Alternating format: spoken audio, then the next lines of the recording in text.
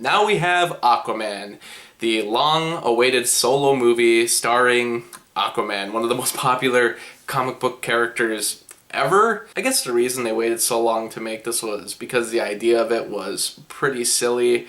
And, you know, now that we live in an age where literally anything can be made into a movie, hey, we have a movie with a talking tree and a raccoon. I mean, come on. We could see a guy who lives underwater. We can make a movie about that too. DC has had a rough time, to say the least. I haven't been a particular fan of the DC Extended Universe.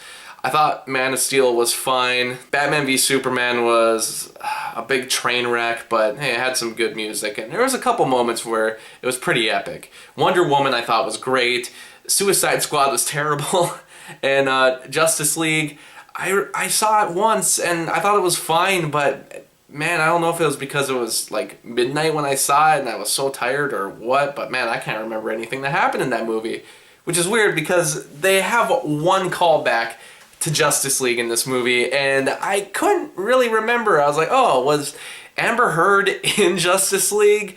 I kind of remember it was something about a box and they had to go to Atlantis, so I remember it was in there for like a second, but man, I should have maybe watched Justice League again before seeing Aquaman. From all the trailers, I thought this movie was going to be crap. It looked bad. A lot of the shots looked really silly looking, or I couldn't get on board with the look of it. It looked very much like the 2011 Green Lantern. Really bad looking effect shots. I don't know. Some of the crowd shots in that trailer looked really bad, and I just couldn't get behind it. So I thought this was going to be a major train wreck. But then the movie began and I got really into it. I don't know what it is, but I got sucked into this movie almost immediately from the beginning. Aquaman's not a character that I knew, so learning his story was really interesting to me. I still don't think Jason Momoa is the best Aquaman. I don't really think the character is that interesting. He comes across as a big doofus at times, and I know that's supposed to be a character trait, but I think it's overdone. A lot of the other characters didn't really work for me. Amber Heard as Mira.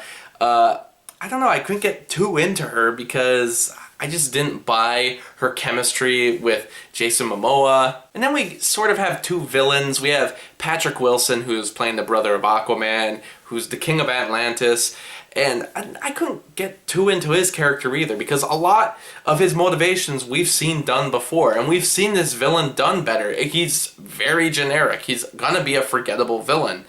I guess the ending of his arc, though, is the only interesting part because they do something a little different. And then we also have Black Manta, and that villain storyline started out really good. In fact, that was in the opening like 10 minutes, and yeah, that whole 10 minutes is really solid. And I was like, this is developing into a great story, and hey, we have Aquaman making a sort of mistake, or at least it's a character flaw, and it's gonna pay off later, right?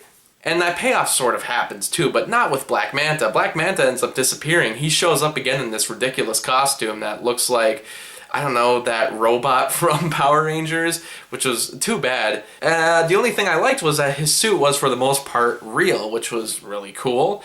I think we're getting too used to the fact that Iron Man has a suit done completely with computer graphics, so we're doing a lot with suits now in movies, most superhero movies anyway.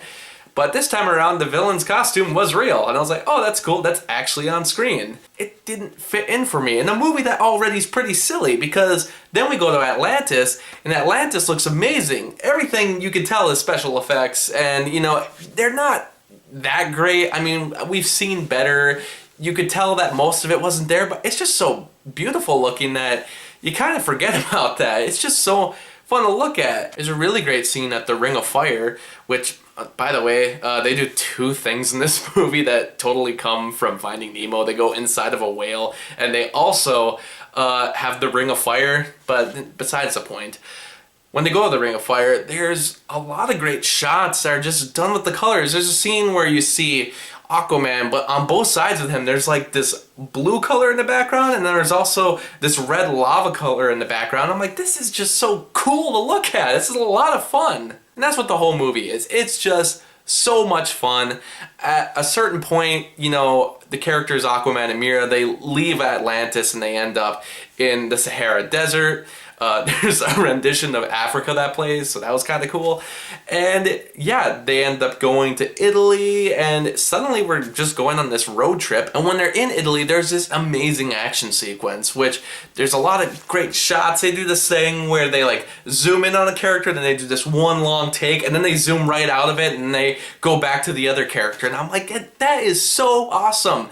We're still finding interesting ways to do action movies at this point. And a lot of the stuff that I thought I would hate, like the big battle at the end, just look so cool. And I can't help it. It's just a cool looking movie. I mean, this might be crazy to say. Some people really might not agree with me at all. They might call me crazy, but this might be the best looking superhero movie all year, honestly. I was also really happy that Willem Dafoe shows up in the movie, and I also really liked that he wasn't a villain this time. I don't know if that's going to be a spoiler for anybody, but I'm glad that Willem Dafoe, after so many years being typecast as the villain, he's starting to get all these roles. He did Florida Project, he did at Eternity's Gate, now he's doing this, and now he's playing different characters. The movie does a lot of stupid things. I mean, yeah, it's basically the plot to, strangely enough, Pirates of the Caribbean, Dead Men Tell No Tales. They have to go and find this trident to help unite the seas. And that whole sequence there's nothing exciting to that. You know, you basically get exactly what you were expecting the entire time. And yeah, I don't think this movie does anything per se new that hasn't been done before in a blockbuster or a superhero movie. It could have used a better villain. It could have used some better character moments and maybe gotten rid of some of the cliches that I thought most movies stopped doing already, but they were putting them in this movie, and I was like, all right, we'll do that, I guess. But when it came down to it, the movie was entertaining, had great cinematography, good use of color, and even the music at times was really awesome. It had this sort of 16-bit retro background to it, which, yeah, I guess that sort of was done with Thor Ragnarok, but hey, I'm all okay if we're taking notes from Thor Ragnarok. So yeah, this movie probably isn't as good as Wonder Woman, but it's definitely the second best of the DC Extended Universe movies. And yeah, let's start taking notes from either Wonder Woman or this movie from now on, because hey, Wonder Woman took it a little more serious, had fun. This movie went all for fun, but I'm fine with that. I'll give this movie 3.5 out of 5 stars. Did you enjoy Aquaman, or do you wish that the DC Extended Universe would start following what they were doing with Batman v Superman? You know, that movie has some fans out there. Let me know in the comments, and thanks for watching. Thank you for watching the video. A special thanks to Movie Johnson, Ryan, and Lucas for supporting me on Patreon. If you'd like to be like them and get exclusive access to content and blogs, and even request reviews monthly, please click on the Patreon link, and thanks for your support.